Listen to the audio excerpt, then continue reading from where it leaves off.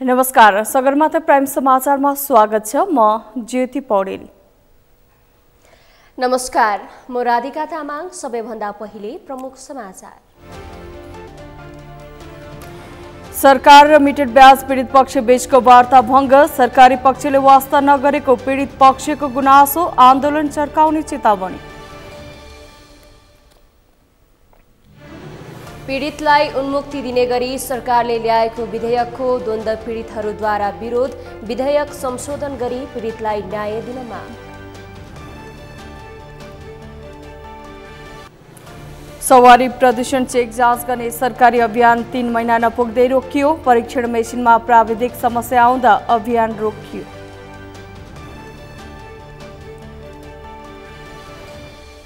उत्तर कोरियाद्वारा नयाँ प्रकारको अन्तर्महाद्वीपीय क्षेप्यास्त्र परीक्षण गरेको दक्षिण कोरियाको दावी। ठोस इन्धनबाट चल्ने अनुमान। र जारी शहीद स्मारक ए डिभिजन लिग अन्तर्गत आजको खेलमा 3 स्टार विजयी। पुलिस 1-0 गोल अन्तरले पराजित।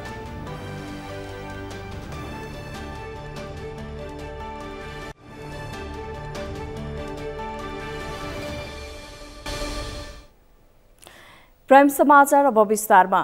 मिटर ब्याज तथा ठगी विरुद्ध किसान मजदुर संघर्ष समितिले सरकारी वार्ता टोलीसँग वार्ता भङ्ग गरेको छ। आज गृह मन्त्रालयमा भएको अन्तिम एवं निर्णायक वार्तापछि सरकारी वार्ता टोलीले आफ्ना मागहरू सम्बोधन नगरेको भन्दै सरकारले बनाएको वार्ता टोलीसँग वार्ता भङ्ग गरेको हो। सहमति नजुटेपछि अब मिटर ब्याज तथा ठगी विरुद्ध किसान मजदुर संघर्ष समितिले आन्दोलनलाई निरन्तरता दिने भएको छ। 5 दिनसम्म भएको वार्तामा सरकारी वार्ता टोलीले पुरानै कुराहरू दोहोर्याएको भन्दै त्यसलाई स्वीकार गर्न नसकेर वार्ता भङ्ग गर्नु परेको मिटर ब्याज तथा ठगी विरुद्ध किसान मजदुर संघर्ष समितिका प्रवक्ता निर्ग नवीनले बताउनुभयो। सरकारलाई 6 बुँदे मागपत्र राखेको थियो।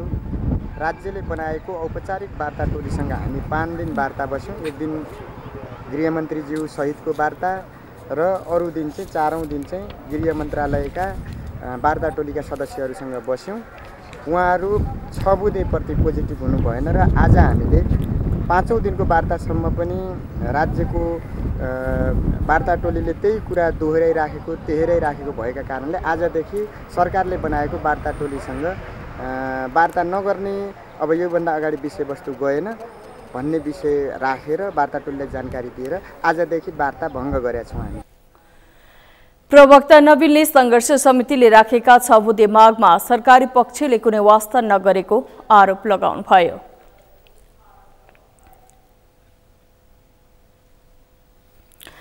बेपत्ता पारिएका व्यक्तिको छानबिन, सत्य निरूपण तथा मेलमिलाप आयोग तेस्रो संशोधन विधेयक 2079 को विरोध गर्दै द्वन्द्व पीडितहरूले आफ्नो आन्दोलन जारी राखेका छन्। तत्कालीन नेकपा माओवादीले हत्या, हिंसा, अपहरण, कुटपिट, सम्पत्ति लुटपाट र मानिसहरूलाई विस्थापित गर्ने सम्मको मानवाधिकार उल्लङ्घनका घटना गराए पनि उनीहरूलाई उन्मुक्ति दिने प्रपञ्च सहित ल्याइएको विधेयक मान्य नहुने द्वन्द्व पीडितहरूले बताएका छन्। एक रिपोर्ट। सरकारले पीडकलाई उन्मुक्ति दिने गरी बेपत्ता पारिएका व्यक्तिको छानबिन, सत्य निरूपण तथा मेलमिलाप आयोग तेस्रो संशोधन विधेयक 2079 संसदमा लगेको भन्दै तत्कालीन माओवादी पीडितहरूले विगत 25 दिनदेखि धरना लगायतका विभिन्न आन्दोलनका कार्यक्रम गरिरहेका छन्। द्वन्द्व पीडितहरूले आज नयाँ बानेश्वरमा धरना दिएका छन्। उनीहरूले तत्कालीन नेकपा माओवादीले हत्या, हिंसा, अपहरण, कुटपिट, सम्पत्ति लुटपाट र मानिसलाई विस्थापित गर्ने सम्मको मानव अधिकार उल्लङ्घनका घटना गराएका भए पनि विधेयक मार्फत पीडकलाई उन्मुक्ति दिन लागिएकाले आन्दोलन गर्नु परेको बताएका छन्। माओवादीद्वारा पीडित राष्ट्रिय समितिका अध्यक्ष भोजराज तिमल सिन्हाले संक्रमणकालीन न्यायको विषयलाई आजसम्म नटुङ्ग्याइएकाले आन्दोलित हुनु परेको बताएका छन्। उनले मानव अधिकार उल्लङ्घनका घटनामा संलग्न भएकाहरूलाई कानूनी कारबाही गर्नुपर्ने बताएका छन्। उनले आफूहरू न्यायको पक्षमा रहेको भन्दै न्याय नपाए देशमा जनविद्रोह हुने चेतावनी समेत दिएका छन्। यो कुरा चाहिँ युद्धबाट आक्रान्त बनाइएका मान्छेहरू, माओवादीले लुटिएका सम्पत्तिहरू, माओवादी चाहिँ युद्ध सरदार कमरेड प्रचण्डजी अहिले देशको कार्यकारी प्रमुख बनाइनु भएको छ उहाँले अझै पनि युद्धको दम्भ देखाउनुहुन्छ। आफ्नो जिम्मेवारी के हो भन्ने कुराबाट उहाँ चाहिँ नि अझै उहाँमा दमदमी छ भने अब उहाँ तुरुन्तै चाहिँ राजीनामा दिएर यो पद खाली गरिदिनुपर्छ। उहाँलाई नैतिकता नै छैन, त्यो प्रधानमन्त्रीको कुर्सीमा बस्ने नैतिकता पनि छैन। उहाँलाई त्यो रगतले पोलिराखेको होला। त्यस्तै द्वन्द्व पीडित सुरक्षाकर्मी परिवार सङ्घ बाँकेका अध्यक्ष हरि सुनारले आफूहरू पीडित सुरक्षाकर्मी र सुरक्षाकर्मीका परिवारलाई न्यायको माग गर्दै 2063 सालदेखि आन्दोलित भइरहेको बताएका छन्। तत्कालीन सुरक्षाकर्मीहरूलाई राज्यले नेपाली जनधनको सुरक्षाका लागि परिचालन गरेको उल्लेख गर्दै पीडित परिवारले न्याय पाउनुपर्ने उनले बताएका छन्। नेपाली जनधनको सुरक्षार्थ गर्न हामीलाई विभिन्न अधिराज्यका तत्कालीन 75वटा जिल्लामा खटायो। हामी कुनै व्यक्तिगत कारणले अथवा उहाँहरू हामीसँग कुनै व्यक्तिगत कारणले लड्न त पक्कै पनि भएन होला। उहाँहरू राज्य व्यवस्था परिवर्तन गर्छौँ भनेर आउनुभयो, सङ्घर्षरत रहनुभयो। हामीहरू राज्यका विभिन्न अङ्ग र नेपाली जनधनको सुरक्षार्थ हामी खटियौँ राज्यले परिचालन गरेर। उहाँले हेर्ने भनेको समग्र रूपमा नेपालको उहाँ अभिभावक हो।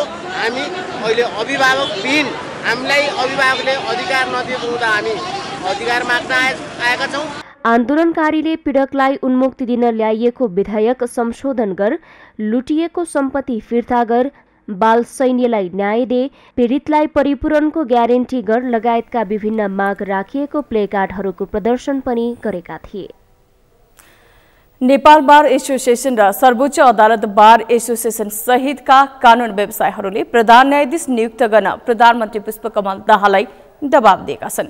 आज प्रधानमन्त्रीको सरकारी निवास बालुवाटारमा प्रधानमन्त्री दाहाललाई भेटेर ध्यानाकर्षण गराउँदै सर्वोच्च अदालतको प्रधान न्यायाधीश नियुक्तिको प्रक्रिया थाल्न उनीहरूले दबाब दिएका हुन्। प्रधानमन्त्रीसँगको भेटपछि सञ्चारकर्मीहरूसँग कुरा गर्दै नेपाल बार एसोसिएसनका अध्यक्ष गोपाल कृष्ण घिमिरेले प्रधान न्यायाधीश नियुक्त हुन नसक्दा न्यायपालिकाको साख गिरेको महसुस आफूहरूले गरेको बताउनुभयो। उहाँले करिब 14 महिना कायम मुकायम प्रधान न्यायाधीशबाट सर्वोच्च अदालत सञ्चालन गर्दा न्याय सम्पादनमा कठिनाई भइरहेको बताउनुभयो। उहाँले प्रधानमन्त्री संवैधानिक परिषदको अध्यक्ष भएकाले यसमा पहल कदमी लिन ध्यानाकर्षण गराएको बताउनुभयो। उहाँले प्रधानमन्त्रीले प्रधान न्यायाधीश नियुक्तिका लागि आफूले पहल गरिरहेको र चाँडै ठोस निष्कर्षमा पुग्ने प्रतिबद्धता दिएको बताउनुभयो। प्रधान न्यायाधीश नियुक्तिको प्रक्रिया 10 दिनभित्र सुरु नभए नेपाल बार आन्दोलन गर्न बाध्य हुने चेतावनी पनि उहाँले दिनुभयो। त्यो पहलको प्रयत्न अब मूलतः यसको हेर्ने मन्त्रालय शहरी विकास मन्त्रालय हो र त्यहाँ शहरी विकास मन्त्रीज्यूले पनि केही कुरा राख्नु भएको थियो क्याबिनेटको बैठकमा र छलफलमा बोलाउँदाखेरिमा उहाँ आउन मानिराख्नु भएको छैन भन्ने कुरा पनि उहाँको थियो शहरी विकास मन्त्रीज्यूको। यसलाई अलि गम्भीरतापूर्वक लिएर यसलाई अगाडि बढ्नुपर्छ, छलफल गर्नुपर्छ, संवाद गर्नुपर्छ, संवादको माध्यमबाट सहमतिमा पुगेर यो समस्याको समाधान गर्नुपर्छ भन्ने कुरा नै हो। अध्यक्ष घिमिरेले न्यायपालिकामाथि आक्रमण भइरहेको भन्दै त्यसलाई कम गर्न कार्यपालिका र व्यवस्थापिकाले ध्यान दिनुपर्ने कुरा प्रधानमन्त्रीसँग राखेको पनि बताउनुभयो।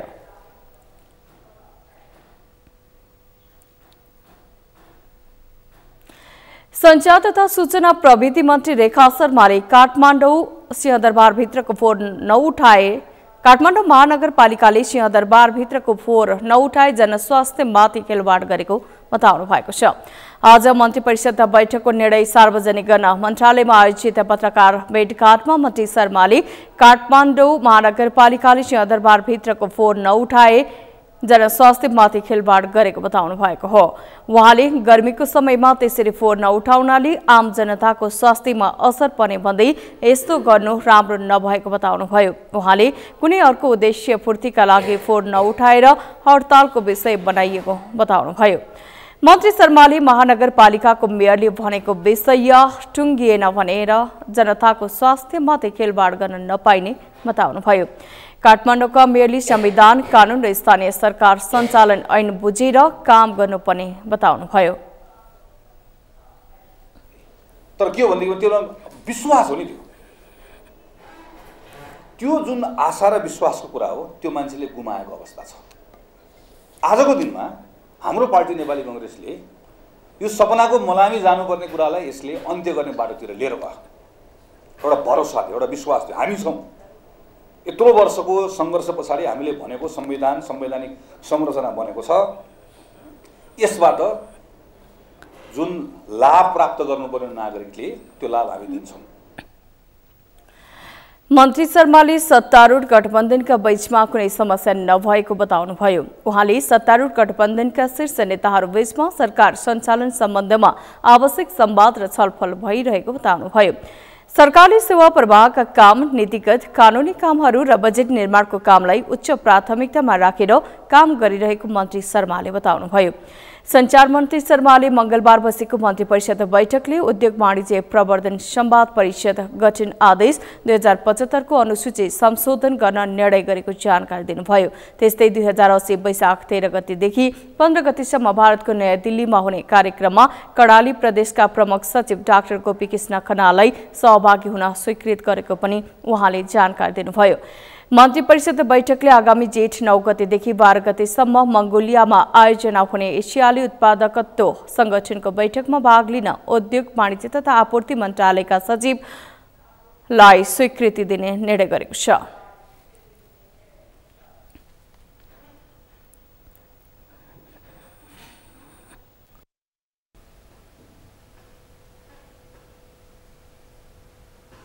नेपाली कांग्रेसका महामन्त्री गगन कुमार थापाले नागरिकहरू आफूले देखेको सपनाको मलामी जानुपर्ने अवस्था सिर्जना भएको बताउनु भएको छ। आज काठमाडौँमा आयोजित एक कार्यक्रमलाई सम्बोधन गर्दै उहाँले अहिले नागरिकमा ठूलो छटपटाहट, दिगदारी र आक्रोश देखिएको बताउनुभयो। महामन्त्री थापाले सपना बोकेर हुर्किएको कोही पनि नागरिकले आफ्नो सपनालाई मारेर हिँड्नुपर्ने अवस्था आएको प्रति सरकार, राजनीतिक दलहरू गम्भीर बन्नुपर्ने बताउनुभयो। उहाँले कोही पनि मानिसलाई आफ्नो सपनाको मलामी जान मन नलाग्ने भन्दै सपनाको मलामी जानुपर्दा मान्छे दिगदार, आक्रोशित र वाक्क हुने बताउनुभयो। महामन्त्री थापाले नागरिकले सरकारबाट आशा र विश्वास गुमाइसकेको बताउनुभयो।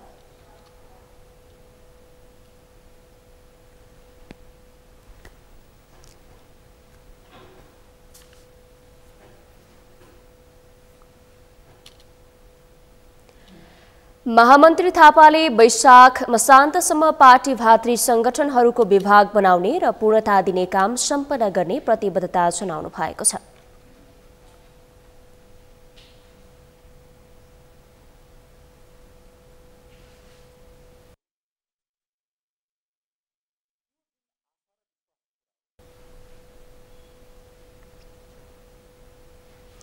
वर्ष 2079 साल निर्वाचनको वर्ष बन्यो। यो साल तीनै तहका निर्वाचन सम्पन्न भएर मुलुकले तीनै तहमा नयाँ सरकार पायो। यसै वर्षबाट जनताले मुलुकमा राजनीतिक स्थिरता हुने, आर्थिक र सामाजिक क्षेत्रमा आमूल सुधार हुने अपेक्षा गरेका थिए। तर नेपालको राजनीतिमा वर्ष 2077 को सुरुदेखि नै दलहरूको शक्ति सङ्घर्ष चल्दा राजनीतिले गति लिन सकेन। अहिले देखिएको राजनीतिक सङ्कटले आगामी दिनमा पनि अस्थिरता, अनिश्चिततातर्फ नेपाली राजनीति जान सक्ने संकेतहरू देखिएका छन्। यद्यपि यस्तो नहोस् भनेर लाग्ने प्रतिबद्धता राजनीतिक दलका शीर्ष नेताहरूले गरेका छन्। अमृत ढकालको रिपोर्ट। वर्ष 2079 साल निर्वाचन वर्ष बन्यो। वैशाखमा स्थानीय तहको निर्वाचन सम्पन्न भयो भने मङ्सिरमा प्रदेश र प्रतिनिधि सभाको निर्वाचन सम्पन्न भएर मुलुकले तीनै तहमा नयाँ सरकार पायो। सङ्घीय निर्वाचनपछि मुलुकले नयाँ राष्ट्रपतिमा रामचन्द्र पौडेललाई पायो भने उपराष्ट्रपतिमा रामसहाय प्रसाद यादवलाई पायो। यस्तै नेकपा माओवादी केन्द्रका अध्यक्ष पुष्पकमल दाहाल तेस्रो पटक मुलुकको प्रधानमन्त्री बने। यसै वर्ष देवराज घिमिरे सभामुख बन्दा उपसभामुखमा इन्दिरा राणा मगर विजयी भइन्। हेर्नुहोस्, 2069 साल छ नि, साल चाहिँ नेपालको चाहिँ निर्वाचन वर्षको रूपमा मलाई लाग्छ, हेर्छु म। यो साल तपाईँले हेर्नु भने सुरुदेखि चाहिँ स्थानीय निर्वाचन भयो, त्यसपछि हाम्रो प्रदेश र के भन्छ सङ्घीय निर्वाचन भयो। त्यसैले निर्वाचन शान्तिपूर्ण र एक किसिमले भन्नु पर्यो भने यो निष्पक्ष पनि हो जस्तो लाग्छ मलाई। त्यसले शान्तिपूर्ण, स्वतन्त्र, निष्पक्ष निर्वाचन हुनु भनेको लोकतन्त्रको लागि चाहिँ एउटा सकारात्मक पक्ष हो। निर्वाचनमा काङ्ग्रेस पहिलो, एमाले दोस्रो र माओवादी केन्द्र तेस्रो शक्ति बन्न सफल भए। यसपालिको निर्वाचनबाट पुराना दलको विरासत तोड्दै नयाँ र स्वतन्त्रको उदय समेत भयो। यसै वर्षबाट जनताले मुलुकमा राजनीतिक स्थिरता हुने, आर्थिक र सामाजिक क्षेत्रमा आमूल सुधार हुने अपेक्षा गरेका थिए। तर नेपालको राजनीतिमा वर्ष 2079 को सुरुदेखि नै दलहरूको शक्ति सङ्घर्ष चल्दा राजनीतिले गति लिन सकेन। अहिले देखिएको राजनीतिक सङ्कटले पनि आगामी दिनमा अस्थिरता र अनिश्चिततातर्फ नेपाली राजनीति जान सक्ने सङ्केतहरू देखिएका छन्। हरेक मतलब चाहिँ अँध्यारो सुरुङभित्र चाँदीको रेखा भने जस्तै हामीले के देख्नुपर्छ भने अब यही व्यवस्थाकै माध्यमबाट जाने कुरामा अगाडि बढिसकेपछि यसलाई सुधार्ने कुराभन्दा अर्को हाम्रो विकल्प छैन। त्यसो हुँदा वर्तमान अवस्थालाई सुधारेर कसरी जान सकिन्छ भन्ने विषयमा बहस सुरु हुन्छ भन्ने लाग्छ मलाई। यो सङ्कटबाट नेपालले कसरी पार पाउने, त्यो पार पाउनका लागि राजनीतिक क्षेत्रमा के गर्नुपर्छ, आर्थिक क्षेत्रमा के गर्नुपर्छ भन्ने बहस चाहिँ अब नेपाली राष्ट्रिय राजनीतिको यो 2080 को सुरुवातबाट त्यतातर्फ केन्द्रित हुनेछ र मुलुकले एउटा अलिकति तुलनात्मक रूपले मान्छेले आशा गर्ने अब त स्थायित्व भयो, अब चाहिँ अनुमान गर्न सकिने प्रेडिक्टेबल गभर्मेन्ट भन्छ क्या लोकतन्त्रमा, प्रेडिक्टेबल गभर्मेन्ट चाहिँ अब बन्यो है भन्ने हिसाबबाट जान सक्ने सम्भावना लाई म कम्प्लिट रूपमा निषेध त गर्दिनँ, तर अहिलेकै अवस्थाले चाहिँ त्यति ठुलो आशा लाग्दो अवस्था देखिँदैन। आम मानिसले निर्वाचनपछि राजनीतिक स्थिरता हुन्छ भन्ने ठानेका थिए। देश समृद्धिको दिशातर्फ अघि बढ्छ भन्ने अपेक्षा गरेका थिए। तर राजनीतिक दलहरू सत्ता र शक्ति केन्द्रित भइरहँदा यस्तो होला भनेर आशा गर्ने ठाउँ कमै भएको भए पनि आशावादी हुनुपर्ने र राजनीतिक दलहरूलाई पनि सही दिशामा नेपाली राजनीति हिँडाउने गरी आम मानिसले पनि खबरदारी जारी राख्नुपर्ने राजनीतिका जानकारहरूको भनाइ छ। राजनीतिक दलहरू सुध्रनुको विकल्प नभएको कारण 2080 मा दलहरू त्यसतर्फ जाने कुरामा राजनीतिक दलका दोस्रो तहका नेताहरू विश्वस्त छन्। के भने 79 सालमा केही अर्थतन्त्रमा धेरै हरास भयो र अब केही गर्नु छ, गराउनु छ, राम्रो छ र 79 सालमा करिब नेपाली काङ्ग्रेसकै नेतृत्वमा सरकार थियो कुरा बुझ्नु नि।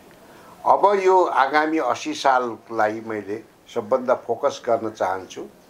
80 साल सबैको लागि, सबै नेपालीको लागि, सबै नेपाली दाजुभाइ दिदीबहिनीहरूलाई, आदरणीय दिदीबहिनी तथा दाजुभाइहरूलाई, देश विदेशमा रहने सबैको लागि शुभ होस्, एकदम राम्रो होस्। नेपाली राजनीतिमा अस्थिरताको श्रृङ्खला निरन्तर छ। आन्तरिक शक्तिहरूबीच उत्पन्न भइरहने शक्ति सङ्घर्षले अस्थिरता उत्पन्न गर्ने पक्षलाई सहयोग पुर्याउँदै आएको छ। नेपालको भू राजनीति यहाँको अस्थिरताको मुख्य कारण हो भन्ने गरिए पनि यसको समाधानको लागि दलहरू एकै ठाउँमा उभिन सकेका छैनन्। यस वर्ष देखिएका राजनीतिक घटनाक्रमले आगामी वर्ष कस्तो होला भन्ने आम मानिसको जिज्ञासा भए पनि यथावत तथ्यले भने राजनीतिक सरल ढङ्गले अघि बढ्न नसक्ने प्रष्ट सङ्केतहरू देखिएका छन्। यद्यपि मुलुकको दीर्घकालीन हितका लागि दलहरूले देशलाई शिर र जनतालाई मनमा राखेर काम गर्न सके 2079 साल जस्तो भए पनि 2080 साल सुखद हुनेछ। सगरमाथा टेलिभिजनका लागि क्यामेरामा गौरव खड्काका साथमा अमृत ढकाल, काठमाडौँ। शिक्षा, विज्ञान तथा प्रविधि मन्त्री अशोक कुमार राईले नेपाल विश्वविद्यालय विधेयक 2079 लाई पारित गर्नुपर्ने बताउनु भएको छ। आज राष्ट्रिय सभा अन्तर्गतको विधायन व्यवस्थापन समितिमा नेपाल विश्वविद्यालय विधेयक 2079 को सैद्धान्तिक छलफलका क्रममा उठेका प्रश्नहरूको जवाफ दिँदै मन्त्री राईले विधेयकलाई पारित गर्नुपर्ने बताउनु भएको हो। उहाँले विधेयकबाट सरकारपछि नहट्ने स्पष्ट पार्नुभयो। उहाँले नेपाल विश्वविद्यालयलाई छुट्टै एकाइका रूपमा मात्रै नहेरेर समग्र शैक्षिक परिस्थिति र परिवेश मिलाएर अगाडि बढाउनुपर्ने बताउनुभयो। उहाँले विधेयक अगाडि बढाउँदा कार्यान्वयन हुने गरी गर्नुपर्ने बताउनुभयो। आगामी दिनमा कुनै त्रुटि र कमी नहुने गरी विधेयकलाई अगाडि बढाउनुपर्नेमा उहाँको जोड रहेको छ। इकाइको रूपमा मात्रै यसलाई चाहिँ नहेरेर समग्र हाम्रो शैक्षिक परिस्थिति, परिवेश अभी युजिसीसम्म पनि मिलाएर यो चिजलाई चाहिँ हामीले अगाडि बढाउनुपर्छ। अगाडि बढाउन नै पर्छ, त्यसमा हामीले कन्डिसन गर्न हुँदैन। तर यसलाई हामीले अगाडि बढाउँदा यो ऐन बनाउँदाखेरि यो कार्यान्वयन पनि होस्, यसले राम्रो रिजल्ट पनि दियोस्, त्यो कुराको चाहिँ प्रत्याभूति हुने ढङ्गले हामीले काम गर्ने। अनि भोलि चाहिँ फेरि अब ऐनमा यो त्रुटि भयो, यो चाहिँ कमी रह्यो भन्ने किसिमको टिका टिप्पणी हुने अवस्था नरहोस्। मन्त्री राईले नेपाल विश्वविद्यालयलाई नमुना विश्वविद्यालयको रूपमा स्थापित गर्ने गरी सोच्नुपर्ने बताउनुभयो। उहाँले विश्वविद्यालयलाई बनाउने गरी नै विधेयकमा संशोधन दर्ता गर्न सांसदहरूलाई आग्रह गर्नुभयो। सगरमाथा समाचारमा अब पालो विश्रामको। विश्रामपछि सवारी प्रदूषण चेक जाँच गर्ने सरकारी अभियान 3 महिना नपुग्दै रोकियो। परीक्षण मेसिनमा प्राविधिक समस्या आउँदा अभियान रोकियो। उत्तर कोरियाद्वारा नयाँ प्रकारको अन्तर्महाद्वीपीय क्षेप्यास्त्र परीक्षण गरेको दक्षिण कोरियाको दावी। ठोस इन्धनबाट चल्ने अनुमान। र जारी शहीद स्मारक ए डिभिजन लीग अन्तर्गत आजको खेलमा 3 स्टार विजयी पुलिस 1-0 गोल अन्तरले पराजय।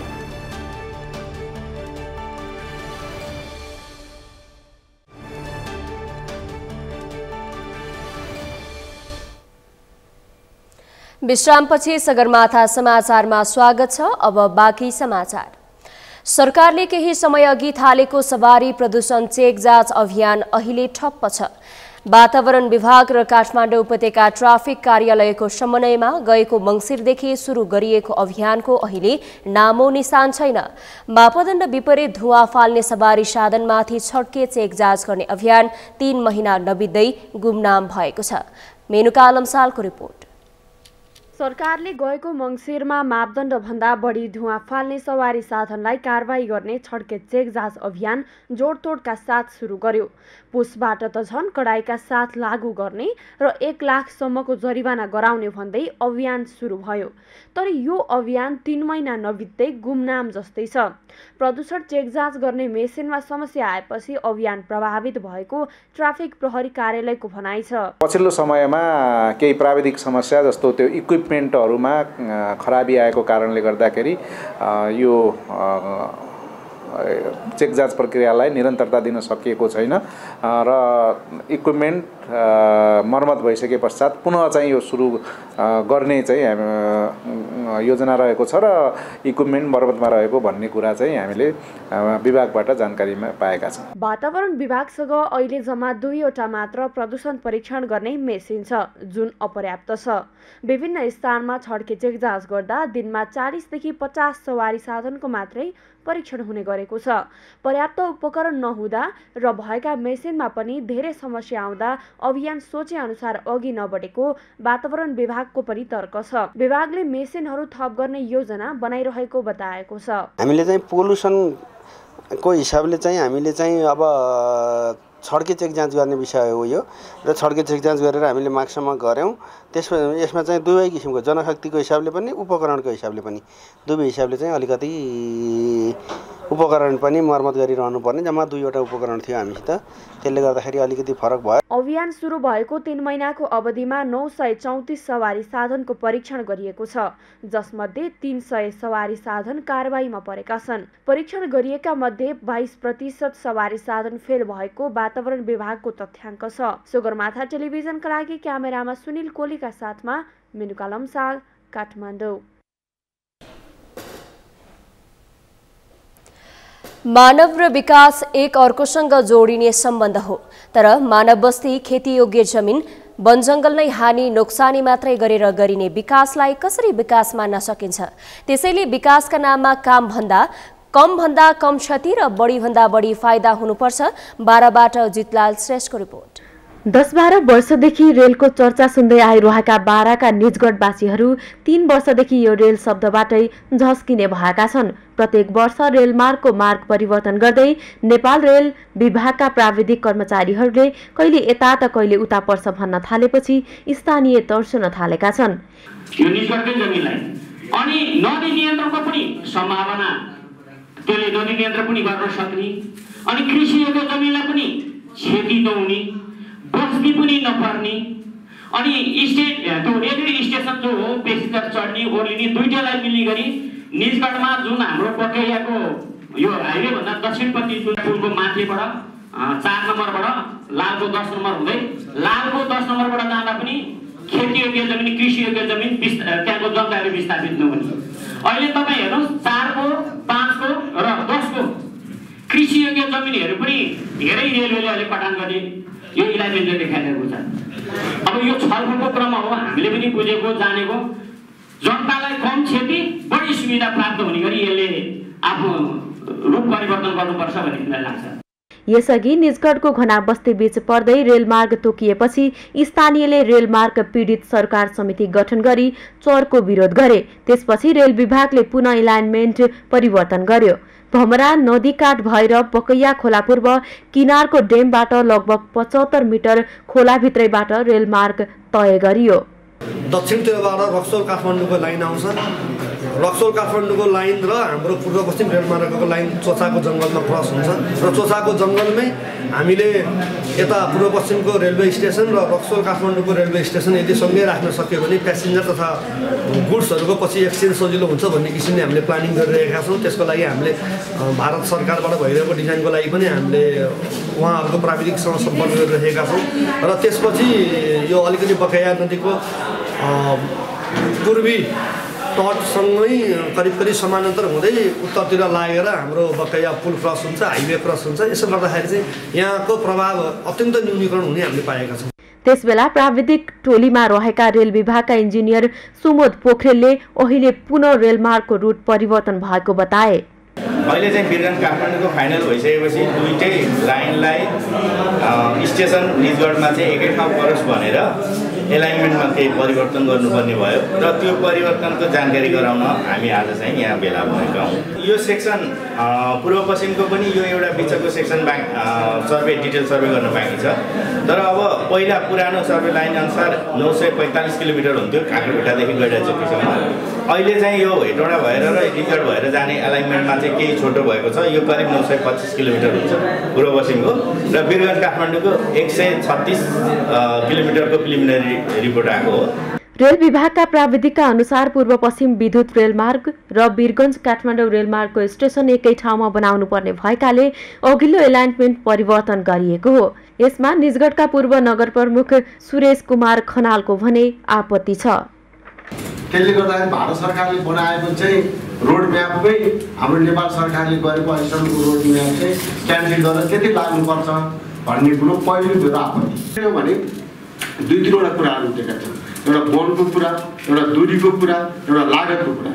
त्यो तिनटै कुरामा पनि यो अहिले बनेको जुन रुट छ, जस्तो हाम्रो लालदेखि यो बकियाको उतादेखि गएपछि चाहिँ रुट ठिक जस्तो पनि लाग्यो।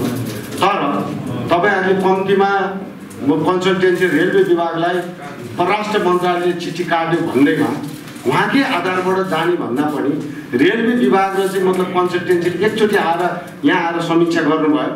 निजगढ भएर जाने रेलमार्गका क्रममा मानव बस्ती, खेतीयोग्य जमिन, वन जङ्गल क्षेत्र आदिलाई कमभन्दा कम क्षति हुने गरी सर्वे कार्य अघि बढाउन सम्बन्धित निकायलाई निजगढ नगरपालिकाले आग्रह गरेको छ। सगरमाथा टेलिभिजनका लागि बाराबाट जितलाल श्रेष्ठको रिपोर्ट। नेपालमा कोरोना संक्रमितको संख्या बढ्दै गएको छ। कोरोनाबाट यो साता मात्र 2 जनाको मृत्यु भइसकेको स्वास्थ्य तथा जनसंख्या मन्त्रालयले जनाएको छ। संक्रमितहरूमा ओमिक्रोनको नयाँ सब भेरिएन्ट XBB 1.16 पुष्टि भएको मन्त्रालयले जनाएको छ। छिमेकी मुलुक भारतबाट आउनेहरू अधिकांश संक्रमित भएको तथा अहिले समुदाय स्तरमा समेत फैलिसकेकाले सतर्कता अपनाउन मन्त्रालयले आग्रह गरेको छ। मेनुका लम्सालको रिपोर्ट। अहिले कोरोना संक्रमणको दर बढ्दै गएको छ। समुदाय स्तरमै देखिएको संक्रमणका कारण पछिल्लो एक सातामै 2 जनाको मृत्यु भइसकेको छ। करिब 2 साता यता दैनिक 100 भन्दा बढी कोरोना संक्रमितहरू भेटिएको स्वास्थ्य तथा जनसंख्या मन्त्रालयको तथ्याङ्क छ। अहिले नेपालमा ओमिक्रोनको नयाँ सब भेरिएन्ट XBB 1.16 देखिएको मन्त्रालयले जनाएको छ। भारतमा पनि ओमिक्रोन भेरिएन्टको नयाँ सब भेरिएन्ट जुन हाइब्रिड टाइपको हुन्छ XBB.1.16 त्यो चाहिँ मुख्य कारक मानिएको छ। त्यो नेपालमा पनि मुख्य कारक मानिएको छ। कोरोना संक्रमण बढ्दै जाँदा सरकारले खोप अभियानमा जोड दिएको छ। देशभरका विभिन्न अस्पताल तथा स्वास्थ्य केन्द्रहरूमा पहिलो, दोस्रो र बुस्टरको तेस्रो मात्रा पनि दिन सुरु गरेको छ। अहिले काठमाडौँ उपत्यकाको बुढानीलकण्ठ, काठमाडौँ, ललितपुर, दक्षिणकाली, चन्द्रागिरी, गोकर्णेश्वर लगायतका क्षेत्रमा खोप अभियान सञ्चालन भइरहेको छ। जर्मन सरकारको सहयोगमा ल्याइएको 30 लाख बुस्टरको तेस्रो मात्रा खोप खपत भइसकेकाले खोपको थप मात्रा ल्याउने योजना रहेको स्वास्थ्य सेवा विभाग अन्तर्गतको बाल स्वास्थ्य तथा खोप सेवा शाखाले जनाएको छ। हामीले अहिले जति भ्याक्सिन छ फाइजर भ्याक्सिन त्यो हामीसँग लिमिटेड स्टक छ। अघि तपाईँले पनि भन्नुभयो 30 लाख छ र बिस्तारै 30 लाख खपत भइसकेपछि हामीले तुरुन्त योजना बनाएर त्यो खपत हुनुभन्दा अगाडि नै योजना बनाएर अब कति चाहिन्छ भनेर तय गरेर हामीले त्यो डिमान्ड पनि गर्छौँ र त्यो अनुसारले पाउने कमिटमेन्ट पनि हामीले पाएका छौँ। कोरोना संक्रमणको जोखिम बढ्दै गएकाले अनिवार्य रूपमा कोरोना विरुद्धको खोप लगाउनका साथै स्वास्थ्य मापदण्डको पालना गर्न सरकारले आग्रह गरेको छ। सगरमाथा टेलिभिजनका लागि क्यामेरामा सुनिल कोलीका साथमा मेनुका लम्साल, काठमाडौँ। हरेक 3 वर्षमा हुने नेपाल उद्योग वाणिज्य महासंघको चुनाव बुधबार र बिहिबार 2 चरण गरी भएको छ। पहिलो चरणको निर्वाचनबाट महासंघको वरिष्ठ उपाध्यक्ष चयन नभएपछि फेरि आज दोस्रो चरणको निर्वाचन गरिएको हो। अब चयन हुने वरिष्ठ उपाध्यक्षहरूको कार्यकालका लागि स्वतः अध्यक्ष भएकाले वरिष्ठ उपाध्यक्षको चुनावलाई निकै चासोका साथ हेरिएको छ। यशोदा भण्डारीको रिपोर्ट। प्रत्येक 3 वर्षमा हुने नेपाल उद्योग वाणिज्य महासंघ FNCCI को चुनाव बुधबार र बिहिबार 2 चरण गरी भएको छ। बुधबार भएको पहिलो चरणको निर्वाचनमा वरिष्ठ उपाध्यक्ष पदका लागि त्रिपक्षीय प्रतिस्पर्धा भएपछि नेतृत्वको टुङ्गो लाग्न सकेन। वरिष्ठ उपाध्यक्ष पदका लागि अञ्जन श्रेष्ठ, रामचन्द्र सङ्घई र उमेशलाल श्रेष्ठ बीच प्रतिस्पर्धा भएको थियो। तर महासंघको विधान अनुसार वरिष्ठ उपाध्यक्षमा निर्वाचित हुन पहिलो चरणमा 50% भन्दा बढी ल्याउनु पर्ने हुन्छ। तर चुनावी मत परिणाम अनुसार अञ्जन श्रेष्ठले कुल 37.99%, उमेशलाल श्रेष्ठले 31.51 र रामचन्द्र सङ्घईले 30.46% मत ल्याएका थिए। चयन हुनेछन् जस अनुसार जिल्ला नगर वाणिज्य, वस्तुगत र एसोसिएटमा 1-1 जना गरी 3 जना उपाध्यक्ष चयन भएका छन्। जिल्ला नगरमा सूर्यकृष्ण वैद्य, वस्तुगतमा हेमराज ढकाल र एसोसिएटमा ज्योत्सना सुब्बा श्रेष्ठ निर्वाचित भइसकेका छन्। एसोसिएट उपाध्यक्षमा निर्वाचित भएकी ज्योत्सना श्रेष्ठले व्यवसायको कठिनाइलाई हल गर्दै सबै टिमलाई समेटेर काम गर्ने प्रतिबद्धता जनाएकी छन्। म एकदम टिम लिएर काम गर्छु हैन, टिमलाई समेटेर काम गर्छु। सबैको हाम्रो व्यवसायको जुन पनि कठिनाइहरू छ त्यो सबैलाई हल गर्ने मेरो प्रयास हुन्छ र मेरो प्रतिबद्धता पनि हुन्छ। अहिलेको देशको अर्थतन्त्र खस्किदो अवस्थामा छ। अब आउने नयाँ नेतृत्वले सरकारसँग लबिङ गरेर देशको पर्यटन, कृषि, उद्योग लगायतका आर्थिक क्षेत्र सुदृढीकरणका लागि महत्त्वपूर्ण भूमिका खेल्न आवश्यक छ। सगरमाथा टेलिभिजनका लागि क्यामेरामा सुनिल कोलीका साथमा यशोदा भण्डारी, काठमाडौँ। अहिले देशको अर्थतन्त्र त्यति सन्तोषजनक छैन। राज्यको आम्दानीभन्दा खर्च धेरै छ। राजस्व 55 वर्ष यताकै कम उठेको छ भने विप्रेषणले मात्र देश चलाउन कठिन छ। सरकारको उत्पादनमूलक क्षेत्रमा लगानी कम छ। यस्तो समयमा उद्योग वाणिज्य महासंघले नयाँ नेतृत्व पाएको छ। यसै सन्दर्भमा हामीले आजको सगरमाथा जनबोलीमा व्यवसायीहरूलाई सोधेका थियौं, अबको नयाँ नेतृत्वले आर्थिक क्षेत्र सुधारका लागि कस्तो भूमिका खेल्नु पर्ला। हेरौं उनीहरूको भनाइ उनीहरूकै शैलीमा।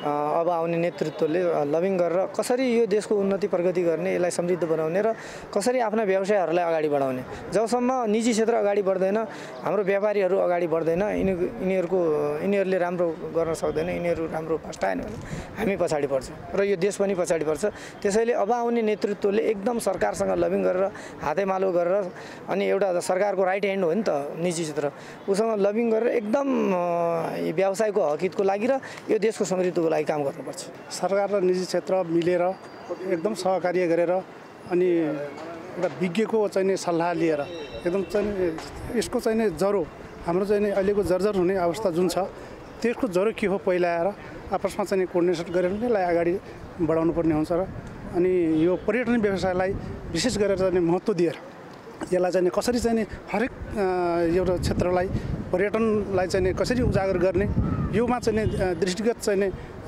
कुरोलाई अगाडि सारेर नै अगाडि गर्न सकिन्छ।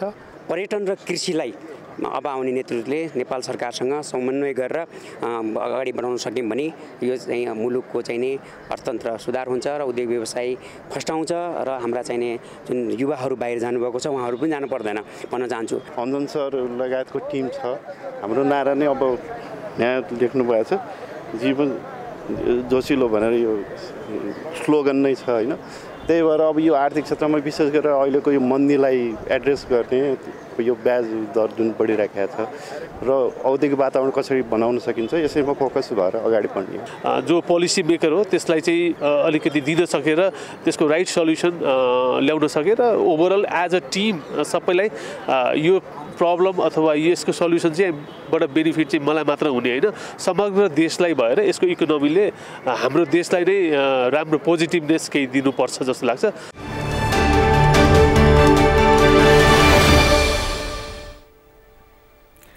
चीनबाट नेपाल भ्रमणका लागि 181 चिनिया पर्यटकहरू काठमाडौँ आइपुगेका छन्। नेपालीहरूको नयाँ वर्षको पूर्व सन्ध्यामा बिहिबार 181 जनाको समूह विमान चार्टर गरेर काठमाडौँ आइपुगेका हुन्। चिनिया पर्यटकहरूलाई संस्कृति, पर्यटन तथा नागरिक उड्डयन मन्त्री सुदन किराती, नेपालका लागि चिनिया राजदूत सिंहसङ लगायतले त्रिभुवन अन्तर्राष्ट्रिय विमानस्थलमा पञ्चेबाजा सहित स्वागत गर्नुभयो। हिमालय एयरलाइन्सको विमान चार्टर गरेर 181 जना चिनिया पर्यटकहरू नेपाल भ्रमणमा आएका हुन्। उनीहरूको करिब 7 देखि 10 दिन नेपालमा विभिन्न पर्यटकीय गन्तव्यहरूमा घुम्नेछन्। 181 चिनिया पर्यटकलाई स्वागत गरे पश्चात संस्कृति, पर्यटन तथा नागरिक उड्डयन मन्त्री सुदन किरातीले सञ्चारकर्मीहरूसँग प्रतिक्रिया दिँदै नेपालको पर्यटन क्षेत्रमा चिनिया पर्यटक आउने ढोका खुलेको बताउनुभयो। उहाँले नेपालको पर्यटन क्षेत्रको विकासको लागि चीनको योगदानको प्रारम्भ भएको पनि उल्लेख गर्नुभयो।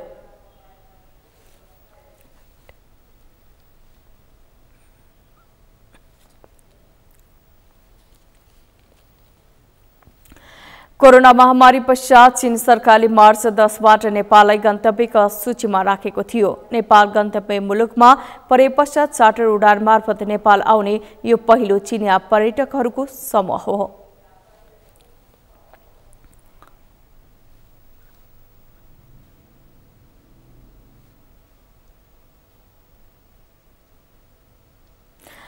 सगरमाथा प्राइम समाचारमा उपालो विश्रामपछि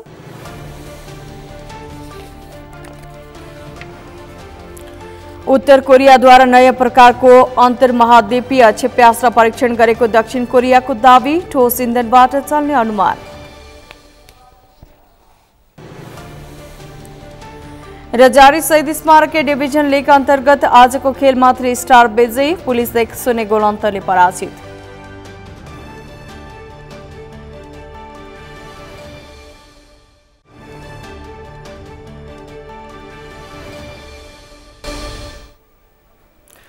विश्रामपछि समाचारमा स्वागत छ। अब पालो अन्तर्राष्ट्रिय समाचारको।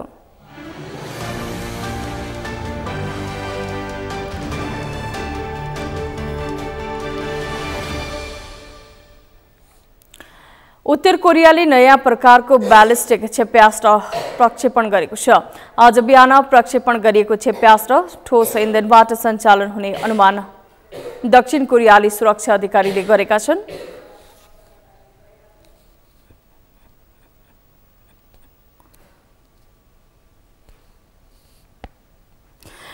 ठोस इन्धनबाट चल्ने क्षेप्यास्त्र भण्डारण तथा ढुवानी गर्न सहज हुनका साथै प्रक्षेपणको तयारी चाँडै गर्न सकिन्छ। उत्तर कोरियाली नेता किम जोङ उनले केही दिन अघि युद्ध स्तरमा हतियार विकास गर्न र आफ्नो क्षमता बढाउन सेनाका उच्च अधिकारीलाई निर्देशन दिएका थिए। नेता किमको इच्छा अनुसार आजको नयाँ परीक्षण भएको ठानिएको छ। आजको प्रक्षेपणबाट उत्तर कोरियाले प्रतिबन्धित हतियार कार्यक्रमलाई निरन्तरता दिएको पुष्टि भएको दक्षिण कोरियाले जनाएको छ। आजको परीक्षणबाट जापानको उत्तरी होक्काइडो क्षेत्रमा त्रासको वातावरण छाएको थियो। आज बिहानै जापानले छोटो सूचना जारी गरी सतर्क रहन चेतावनी दिएको थियो। सूचना जारी गरेको केही बेरपछि क्षेप्यास्त्र आफ्नो क्षेत्रभित्र नपरेको र त्यहाँका बासिन्दालाई कुनै जोखिम नरहेको बताइएको अन्तर्राष्ट्रिय सञ्चार संस्था रोयटर्सले जनाएको छ।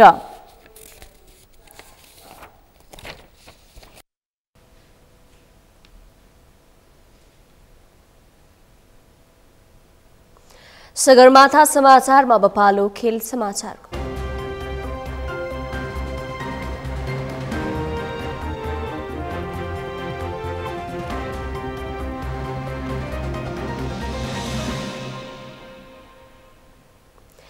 सातौं चरणको खेलबाट विदेशी खेलाडी समावेश गरेको विभागीय टोली नेपाल पुलिस क्लबमाथि ललितपुरे टोली 3 स्टार क्लबले जारी शहीद स्मारक ए डिभिजन लिगमा 1-0 गोल अन्तरको रोमाञ्चक जित निकालेको छ।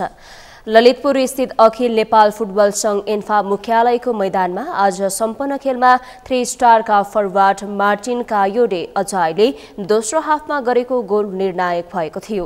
यसअघि पहिलो हाफसम्म दुई टोलीले गोल गर्न सकेनन्। 8औं चरणको खेलमा 3 स्टारले पुलिस विरुद्ध सुखद नतिजा निकाल्दा अजाइले खेलको 64औं मिनेटमा गरेको गोल निर्णायक बनेको थियो।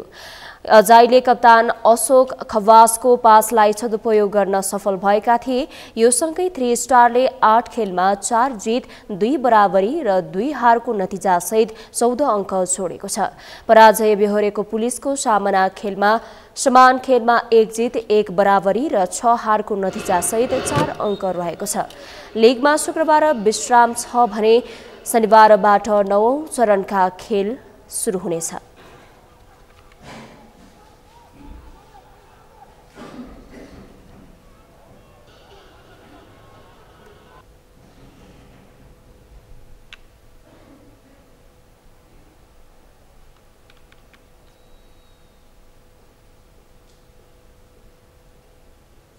सगरमाथा समाचारको अन्त्यमा मुख्य समाचार पुनः एकपटक।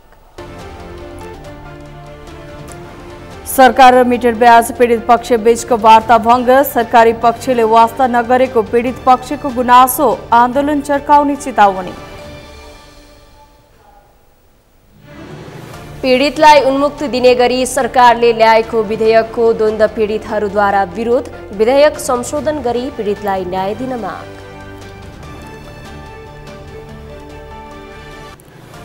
सवारी प्रदूषण चेक जाँच गर्ने सरकारी अभियान 3 महिना नपुग्दै रोकियो, परीक्षण मेसिनमा प्राविधिक समस्या आउँदा अभियान रोकियो।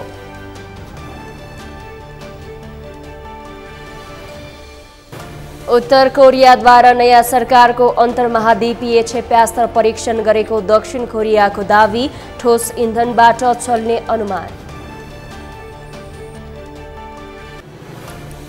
र जारी शहीद स्मारक डिभिजन लिग अन्तर्गत आजको खेलमा 3 स्टार विजयी, पुलिस 1-0 गोल अन्तरले पराजित।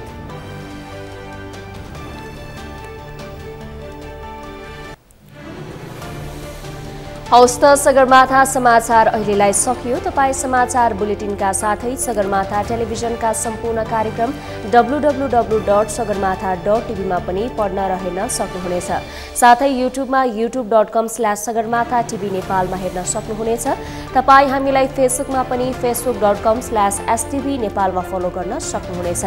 समाचारको शिखर नेपालको गौरव, नेपालको पहिलो न्युज च्यानल सगरमाथा टेलिभिजन हेर्दै गर्नुहोला। नमस्कार।